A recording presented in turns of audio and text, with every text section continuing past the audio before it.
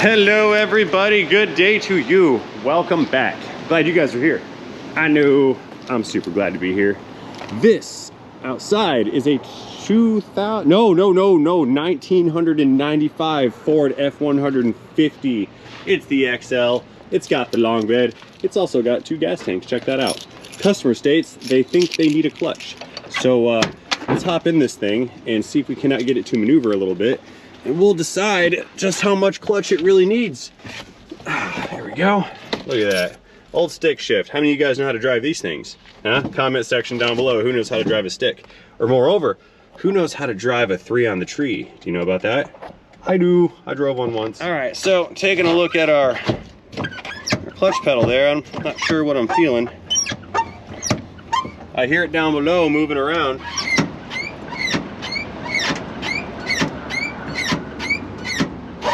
All right, so here's the deal. They drove this thing here, so it stands to reason that it can drive out, or at least drive into the service stall, or maybe even test drive. So let us start things the engine. We're in neutral, clutch depressed, foot on the brake in case it decides to drive away somewhere, and beginning engine starting sequence now. Whoa! Some gas. I don't know what that was, but it sounded like the flywheel was getting eaten alive by the starter motor. Let's try that again.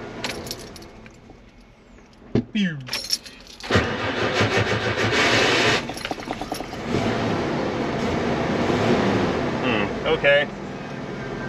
Yeah, that sounds like the flywheel's a little torn up. All right, let's get this thing into the shop. What's going on over here? Hang on a second. Uh-oh. I'm in a weird position. The door doesn't close. The handles used to be there, but it's not. Hey, I can't get the door closed and my foot's still on the clutch because I'm scared to do anything. Yeah. Okay, you know what? Let's see if this is gonna... Okay, it goes into gear. Let's see what happens when I let the clutch out. Nothing. Okay. Oh, it barely goes into first.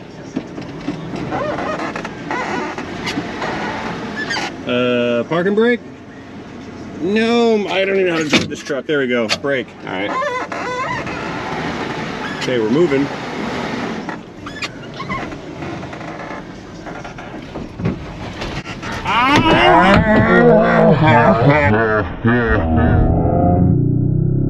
Oh my God. What is this?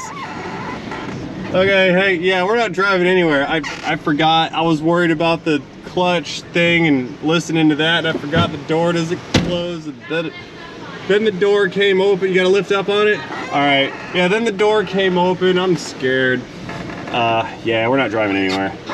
Except right over here to the rack. I'm gonna get this thing on the rack. We're gonna lift it up here, and I'm gonna take a peek. I think I'll pop the starter out or something, maybe take a look at the flywheel gears, and then I mean, I guess we can go from there. And I about fell out of the truck again. I think that's good. Yeah, neutral it is. Definitely neutral. Powering down. Phew. Happening Z hood.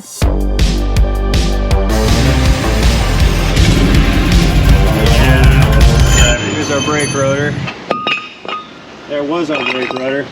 Yeah, let's see what we got going on in the engine compartment here. Let me squeeze on out. Can we pop into this hood? What is this? What is that? Okay, yeah, the hood pops. There you go. Put that back right where it goes. All right. So I gotta pick the door up, you said? Yeah, that's it. Okay, got it. Okay, door's up. Let's see what's under here. It sounded like straight 6 cylinders. There it is. Unlatch, please. Come here. I got it. I got it. There we go. Yes, that's a 306, right? Yes, sure. It's a straight 6. It's got to be 306. Fuel injected. Electronical fuel injection. Wow, what a dinosaur. Pat, check this out. That's the vacuum reservoir. It looks like a can, like a regular, it's like a soup can. Old Ford vacuum reservoirs. Bet the Campbell's made that thing. Came with AC, starter solenoid. It's our electron containment unit, filter or whatnot for the air pump. That's an emissions device. It pumps raw air into the catalytic converter, and then it's supposed to make it pollute less. Sure. Use more fuel to turn parasitic load to pump air into the exhaust so the exhaust doesn't pollute less. I think if we just had really good engines and really good fuel, we wouldn't need all that stuff. But what do I know? I don't know anything. I just work here. Hey, speaking of not knowing anything, Lauren, did you hear about the aliens? No, serious question. Did you hear about the aliens? I don't know. What aliens? All right, so there's a, I'm an alien. Apparently, I don't even know if this is real or not because this is 2023. There was a press conference from some government people or whatever, and they were pretty much saying that there are aliens and that the aliens have been in contact with the governments of the world since World War II, and the aliens are upset with us because of our amount of global warming and pollution and ecosystem destruction. And it kind of like how the kings back in like the 15th century would tell the people that they spoke to God and whatever the king said was God's word. That's kind of like what the government did with the aliens. They're just like, hey, the aliens told us all this stuff that happens to be exactly what we're trying to do. So everybody in the world, there's aliens now, and you need to do what we think you need to do. So yeah, I'm not kidding. That's what I heard. Like, not kidding. We had an alien press conference where the aliens told us what's wrong with our species, and I'm just like, this is actually. I watched the videos last night. Like, that's what they say. They say the aliens have contacted our government and they're mad at us for pollution. Why would the aliens? That's what I'm saying. What do aliens care what we're doing? It sounds like a bunch of crap to me. It's all lies. Troy, did you hear that? Yeah. Bunch of pack of lies, aliens. There's no aliens. And even the best part is our government comes out and tells us there's aliens and nobody cares. Because we're too busy with one tragedy after another. No one cares about aliens. Oh. What else? I don't know. Well, I guess the forest on fire didn't work. And then the trains, that didn't work, and the bioengineered food, that's not working, and so they moved on to aliens because we're not listening to anything else. I guess we're all kind of tired of living through one global catastrophe after another, and we're numb to it. Nobody cares. Nobody cares about aliens, Troy. Oh yeah, there's the balloons too, the Chinese spy balloons floating around. The Earth is flat. Yeah, I give up, man. I give up, you guys. Like, there's no more. I got no more. I'm tired of it. I'm burnt out. I don't care. Freaking meteors are coming through and smashing into the planet. We'll be like, I don't care. Whatever. We're so tired of it. They're all looking at me like, Ray's losing his mind. Moving back up. Looking good. We're off the ground. Not falling over. Let's give it a shakedown.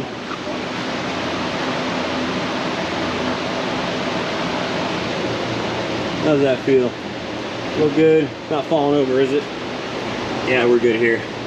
Solid, solid. The feet are pointed away from each other. Short feet are up there, pointing that way. Long feet are up back here because the frame steps, and they're pointed that way. And we got another bed leaker. Look at that. Bed liner leak. Oh no. What is this? It's like the rack of bed liner leakers. Strange, says I. You know what? I want to do something a little bit different here. I'm going to let this back down, and we're going to flat foot this because it's kind of got the squatted truck thing going on in its stance, and we don't like that. I think now we're good. Yes, very good. All right. Alrighty, so we're back up in the air here, and we need to figure out if we're pulling the starter or is there an inspection plate. There's this big plate here between the engine and trans, but it's sandwiched in the middle, so I can't take that apart. Oil pressure sending unit is leaking a lot. Anyway, maybe we'll pull the the starter out too to check the flywheel first. That way we at least know what we need to do here. It's our little inspection cover. There's our clutch basket, and you can see the throwout bearing in there with the blue thing. There's the spring, front of the trans. There's a lot of dirt and whatnot going on, but I can't really see the flywheel or the teeth, so we're gonna have to pull the starter out. That's the plan here. Mr. Troy, come on this way. Can you, will you let this thing down some, disconnect the battery, and then go back up and start pulling that starter out? It should be real easy. There's just 2 bolts. Don't even have to unplug it. Just kind of pull it out and back and set it aside. Okay. Because we need to take a look at the teeth on the flywheel because they sounded like they were grinding off. So I want to know what we're getting into before we pull the transmission out of this thing. Comprende? Si. All right, we'll be back as soon as he's done doing that. Okie dokes. So Troy got our starter motor out. It's hanging here with the brake caliper hanger on both sides. And we can see there's a bunch of metal chunks down inside the nose cone of this starter. See all that?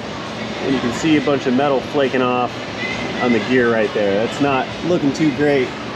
Let's go back up into the hole here and see what that flywheel looks like.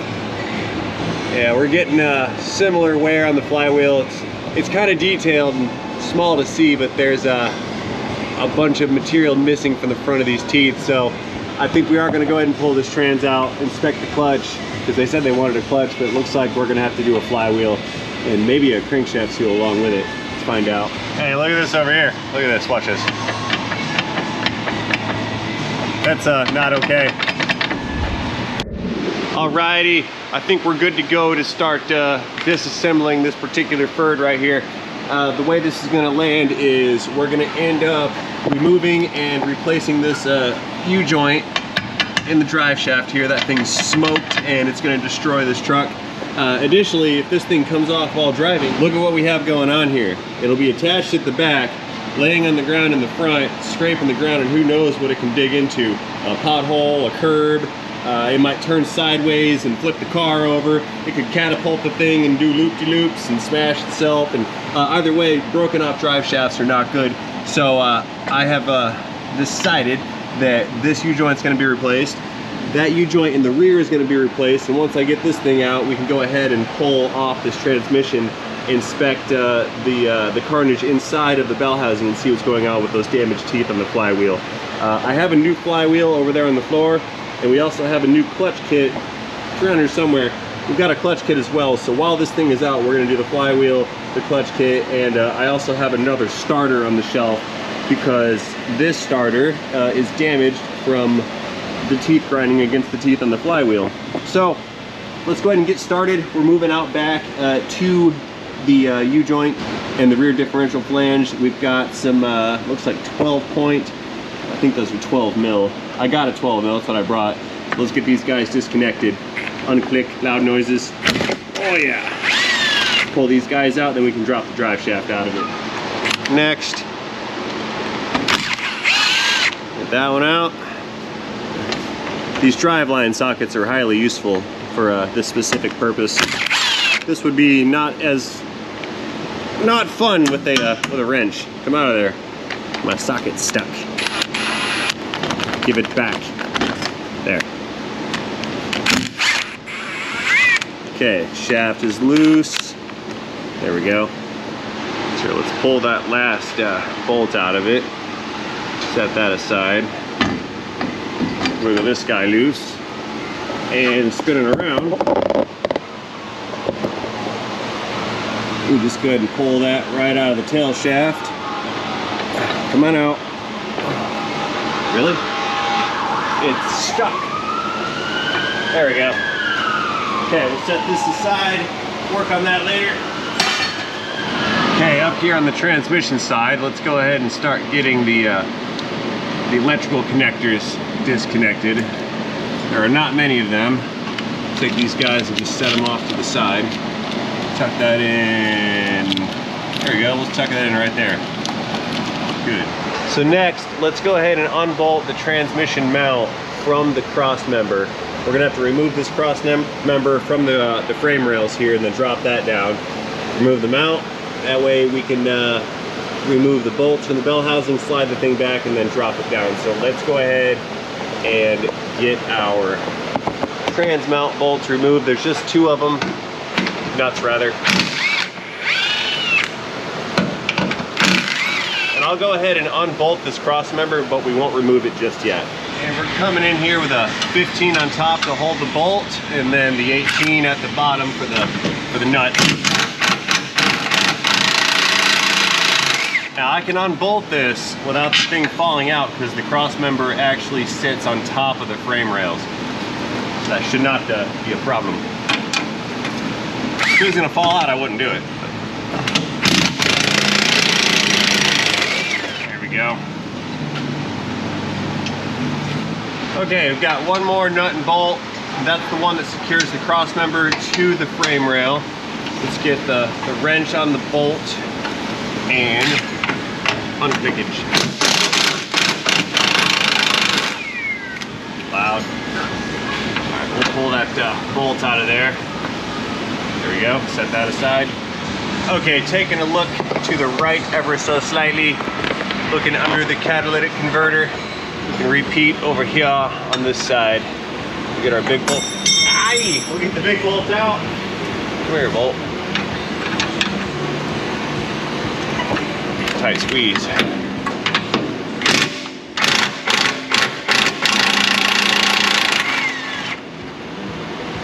The bolt's a little stuck. I'll have to move the cross member around a little bit to get it out.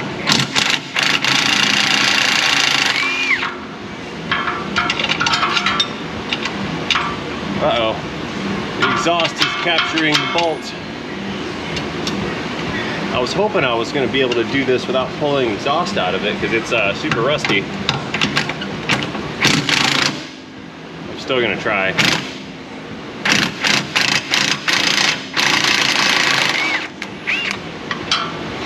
See that thing move? That made me kind of rethink a little bit and recheck what I was doing just in case. Yeah, those are, I guess those can stay. No, they can't stay because I have to slide this thing out. Yeah, okay. Hey, you know what? I realized I'm gonna have to take this little bracket loose as well. That kind of makes this horse a different color. Let's see. It's bolted on from the top of the frame rail. I'm kind of going in. I'm not sure how to go after this. I can't get it from, yeah I can. It's sneaky. I've got a wrench on top of it, I think. It's close. 15. If I can get the wrench on the head of the bolt, I can go in with a 90-degree impact. There we go. Okay, that's on. Coming in with the impact gun. That's the 90. I think that should be sufficient to break that guy loose. I'm reaching up and holding the wrench. I'll have to do this on both sides. There we go. Okay. There's the nut. And reaching up, let me recover my wrench. Got it.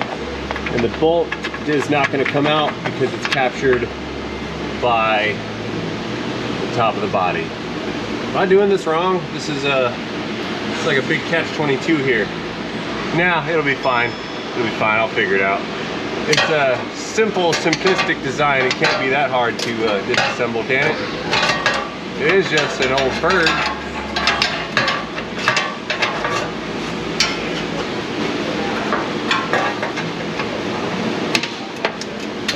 There, I had to bend that heat shield some. That was in my way. It still is. Alright, I have the wrench on the nut bolt. Let's slip this impact in here some. It's a big tool in a small hole, but I think the proper amount of maneuvering, I can get at it.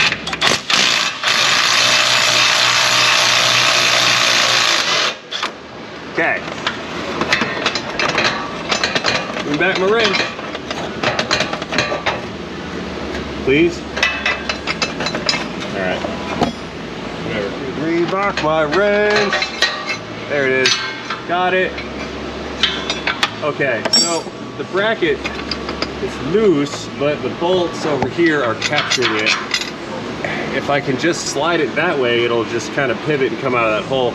I need to pry bar this exhaust up some. Okay, so pry bar coming in. I'm gonna pry up on this exhaust and just kind of push those bolts out. There we go. Got one. This is gonna work.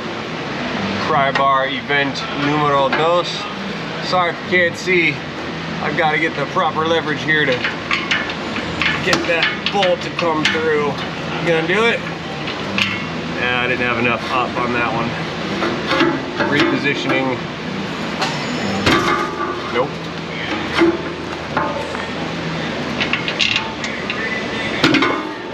Oh, I got it stuck.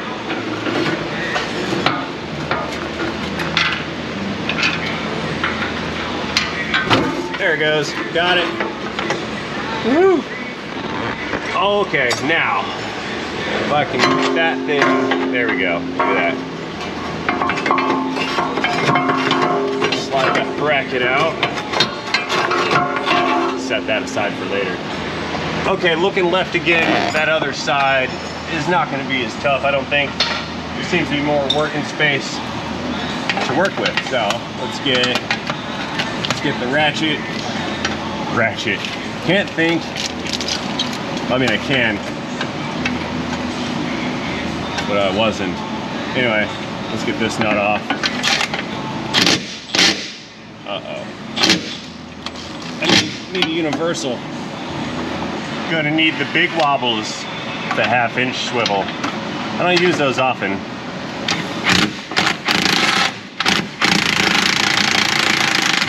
There we go. All right, that one's out. Now, can I reach the other one to go in from the front side? In a tight squeeze. I don't even know if my gun's gonna fit. The lift arm is kind of in the way on this one here. Yeah. Woohoo! Caught it.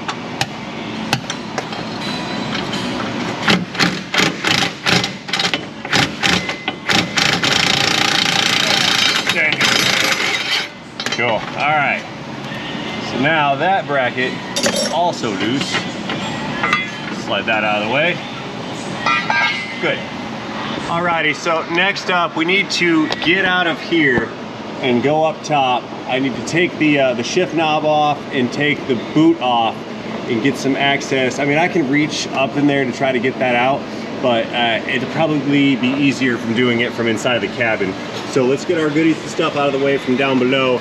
We'll go up top and into the interior and then disassemble the shift linkage. Then we can come back down, unbolt the bell housing, and pull this unit away from the engine. All right, Ford 150, coming down, lock release. Almost all the way down, I think. All right, let's climb on in here and see what we've got to work with. Climbing up. Okay, let's see here, more light. There we go. Now we can see what we're trying to see. And what I see is some stuff on the shifter here. Let me clear this, clear these goodies out of the way, and then we'll peel back this little boot here. Oh, good. So what do we need? Looks like 4 Phillips screwdriver bolts are holding down the base plate. I don't even think I actually need to remove the knob. Nope, I can just pull that back. That's good. Okay, we need to get this thing off and get down there and unbolt this shift lever right here so we can drop the trans out from the bottom. Alrighty, snap-on Phillips screwdriver coming in. Let's get these guys unscrewed here. It appears to have this stud that runs through. It clamps the shifter to the shaft, but there's no head on the bolt or stud or whatever. So I guess I take that one off and then use that to pull this one through. I'm not really certain how that goes. Anyway, let's get a 17 or an 18 mil wrench and get that nut off of there. We're gonna use ratchet wrenches. I'll bring the 17 and the 18. I think it's 17, but I don't know. We're gonna find out. climb. Huh. Okay, let's see here. Let's see if that's the light died. Oh well, you guys can still see, right? We'll do the ratchet wrench feature here. That's why I got them. Well, I know this comes off because it unthreads, so I'm assuming this is how I'm supposed to remove this guy. No! It's gone. Okay, I return and I plugged my light back in. I recovered the ratchet. Now I know not to do that again. Anyway, let's get this, my light's dying again. It's plugged in, what are you doing, light? Anyway, let's get this nut off of here and then figure out how to separate the shaft from the other shaft. Okay, so I'm assuming that based on the design right here, if I take this nut and move it over to the other side of this little stud shaft thing coming through, I can tighten it and it will pull that stud through the little collar. So let's tighten this down and find out. Let's see if it pulls it through or not. And yeah, I think it's moving. It's coming out. Aha! Why are there wrenches falling that I'm not holding? What's going on? Hey, come here. Oh, it's getting hot in here. Yeah, I'm watching those threads. It's coming through. Wonder why it doesn't rotate. That seems kind of odd. Yeah, there was no way this was going to happen from the bottom side. Not a chance. It's just too much. It would take hours. Come on through. What are we doing here? It's like through a bunch. It should want to come free, I think. I have an idea. A hammer, a chisel, and lubricant. Let's see if that's going to do it or not. What we'll do is get a little bit of lubricant on that stud. I know it moves because we made it move. And then we will miniature pry bar that going off of the bolt. Just try to tap the thing out. Oh yeah, look at that, she's moving. Oh good. Okay, at least I know it hit the ground. And then this should slide right off. Look inside, we can see that little pin right there? It's keyed, so it can't rotate on its shaft. All right, we set that aside. Now we can get out of this thing. We'll go back down below and work on those bell housing bolts. Okay, let's run this thing back up. Moving back up. So I'm trying to get this this clutch master cylinder fitting disconnected. There's a little plastic collar in here which pushes into this little green piece you can see, and inside that green piece there's little clips, and those are what clips to the brass piece right here. I'm trying to get that thing pushed in to release the clips. It's full of dirt and nasty, so it's being reluctant to come out. There we go, got her. All right, O-ring looks good. Okay, so that's our line for our clutch cylinders. Let's set that thing aside. Since we opened it, we will have to re-bleed this, but they gravity bleed very well. Okay, let's move on back around to the front. Troy, I think it's a 513-34 filter. Anyway, there's two 10 mil nuts on this little, those 10s? Maybe not, no, those are 3/8. Everything's standard. There's two nuts on this front cover plate right here and right here. No more because the starter did the rest, so let's make sure that's not an 8 real quick, and it's not. Okay, yeah, need a 3/8. Let's see, 3/8, 3/8, where are you? How about that one? Cool. There we go. Let's go ahead and pull those bolts out, and then we'll go and get the larger bell housing bolts around the top. Looks like there's two here, two more on the other side, and probably one or two up top. Yeah, 3/8. Unclickage. Uh-oh. That was starting to slip. We don't want that. I'm gonna break off. I'm gonna break this off. That is stupid tight. Oh, come on, don't break. Turn, turn, turn. It's gonna break. It's yielding now. No, it's slipping. All right. What's the deal with that? That one came out. Okay, so I've attempted already off camera when you guys weren't looking to get a couple different fasteners or sockets and wrenches, sockets and wrenches on this fastener, and it appears to not want to come out. So I've upgraded to the frustrated pliers. I'm gonna put some squeeze action on this and see if these guys won't break that thing loose. It might do it. This is one of those tools where the harder you squeeze, the tighter they get, and if I can get the teeth on this to bite into that fastener, I should be able to apply enough torque to it to break it loose. But yeah, it's just gonna slip, I think. A little tighter maybe. A little tighter. Don't slip, just turn. Nope, nope, nope. I'm just gonna mangle it. Okay, that's not working. I need to decrease this thing elevation time. Next level of violence.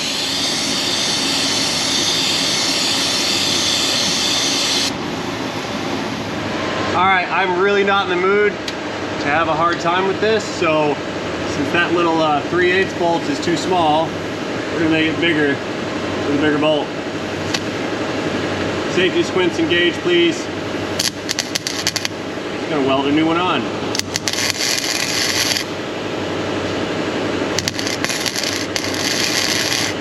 Hot. All right, that's tacked on. Let's send it home.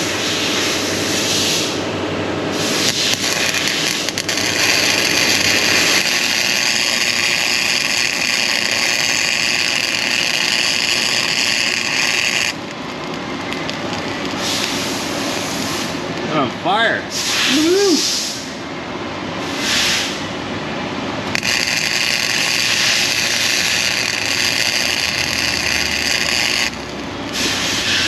Oh, that's nasty. It must be a zinc coated nut. Yeah, that looks like zinc. That's horrible looking. That's terrible. Oh well. It doesn't have to look good. It has to come out. Fires. Nut disengage. There we go. That's what we're looking for. Okay, got it.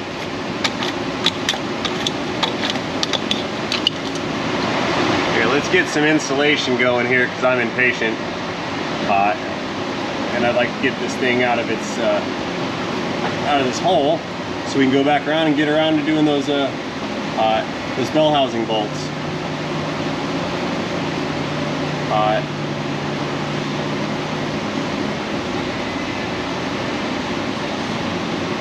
All right, there we go. Got her out. Set that aside. Okay, that's the 2 bolts here. So that plate is loose on this side. Let's go back around and get the bolts from the back there. So I should be able to just get at these with the 90, little in my driveline sockets here. Yes. Very good. That one's out. That one's out.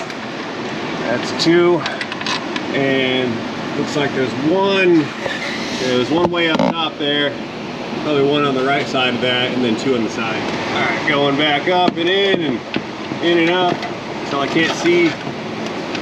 Uh-oh, I dropped a flashing light. I hit it with my gun there. Universal sockets are the best ever. All right, let's move back up to the top in there, and we'll try to get one more bolt off to the right, so I can't get on that one. Rear bolt.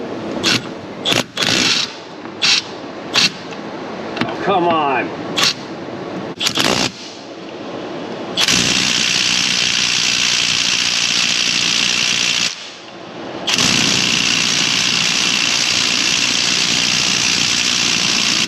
No way.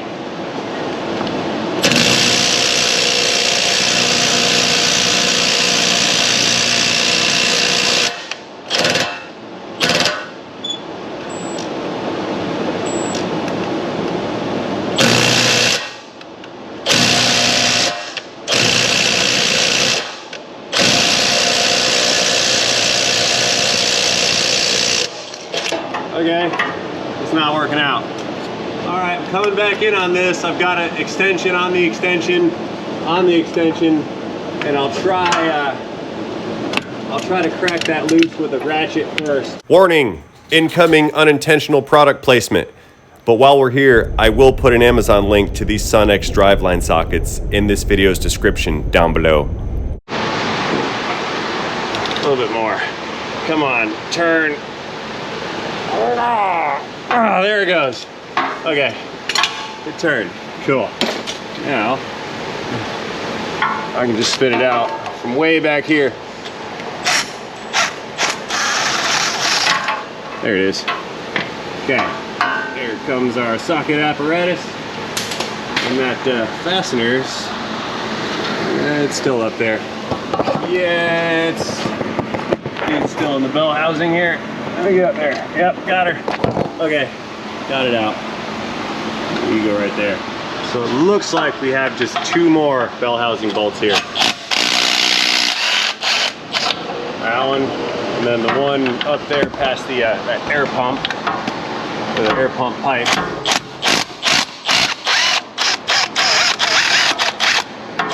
Got you. Good. So that should be and is all of the bolts. Now we need to get the transmission jack. Lift this thing up some, support it, sneak the cross member out, then we can back the transmission away from the engine and we'll get a good eye at that clutch back in there. Here, let's roll this thing down under. We'll have to fetch a ratchet strap to make it secure. This truck has caused so many tools to come out of the tool cart. It's unbelievable. We got a welder, trans jack, all this driveline stuff over here, 4 or 5 different configurations of sockets and ratchets and swivels and whatnots. What I'm getting at is one of those jobs where every single fastener requires like another tool. It's somewhat annoying. It's not horrible, but could be easier. Okay, the jack is about to make contact, so let's get it squared away a little bit so it's even. Bring this thing up. And I think I'm gonna put the front of this pad right at the bell housing up front.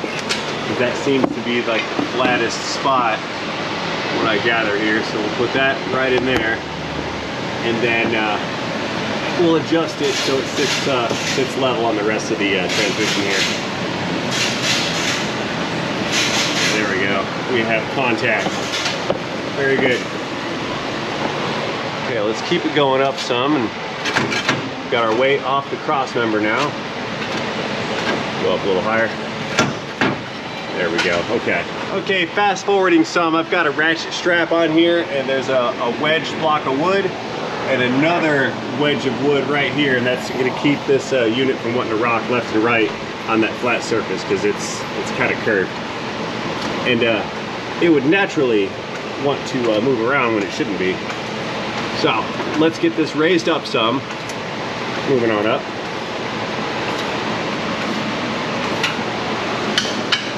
Got some leakage.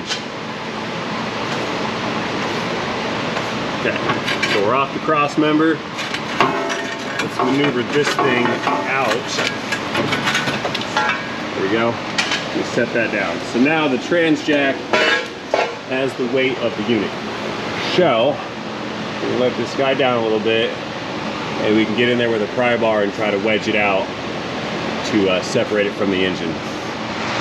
All right, so I'm trying to shake this thing loose, and it doesn't really want to let go of the dowel pins that are holding the trans to the engine. So what we're going to do is I'm going to use a very long screwdriver, and we're going to go in between the bell housing and this little plate right here, right? And I'm just going to drive that up, and it's going to wedge itself in between the trans and the engine without gouging into the aluminums. And we'll try to separate these 2 units. Let's tap it on in there. Yep, see how I got a screwdriver in between? So now we've broken the bond between the dowel pin and the transmission. Now I can go in there with a larger screwdriver and wedge this thing out. Or pry bar, not screwdriver, pry bar. It does booger up that plate just a little bit, but I can hammer that flat once I get it out. It should be of little consequence. Slide that back. Going back in again. Give it some wedging pry action. Just gotta get those dowels to let go. You got one side out. Just keep wiggling it. Whoa, hit you guys with a pry bar. That's not okay. So let's keep giving this some wiggles until it comes free all the way. We're getting there. The other side's gonna be a little tougher because there's the exhaust in the way. There we go. Okay. All right, rolling around over here to the other side. I can get behind this through the starter hole. I'm just gonna try to wedge this thing out. Yeah, it's moving. Good. Become all the way separated. Get out. That's pretty close. All right. Okay, so it appears that it's mostly free now. I think the only thing holding it in is the splines going into the clutch and into the flex plate here. So I'm just gonna give it some push away pry action. There we go. We just gotta get those splines to come free of the clutch, and we're coming out. This unit's it's almost all the way out. There we go. Good. Come on out, transmission. Okay, let's get that out of there so it doesn't get hung up. And we're gonna slide this whole unit just kind of straight back, letting it down for clearance. There we go. A little farther back, letting it down for clearance. A little farther back, like so. All right. Yeah, it's pretty nasty in there. Okay, the thing's clear. Let's let it all the way down and roll it out of the way. Trans coming down. There she is. Let's see what's going on in here. Yeah, it's pretty crustomatic. That clutch slave cylinder looks like it's been replaced. That's nice and shiny looking there. I don't think that's factory. All right, everybody. We have a bit of a situation at hand here. This video is running much longer than normal. I still have to take the clutch pack out. I have to remove the flywheel from the engine. And don't forget about the U-joints in that drive shaft. Now, the problem here is most of us don't mind watching an 1.5 hour long video on YouTube. However, some of us do. So in order to make things appealing for the entire audience, I've decided to make this video split up into 2 different parts. That way the people that didn't want to watch an 1.5 hours of it today don't have to. And for the people that do want to watch an 1.5 hours of footage today, I've created a second unlisted video. You can find the link to that video down in this video's description, or in the pinned comment, or all the way at the end at the very end screen, and the little link right above, right here, right now. So if you want to go and continue on to the clutch disassembly and the U-joint replacement, just click on one of the aforementioned links and it will take you over to the second unlisted part 2.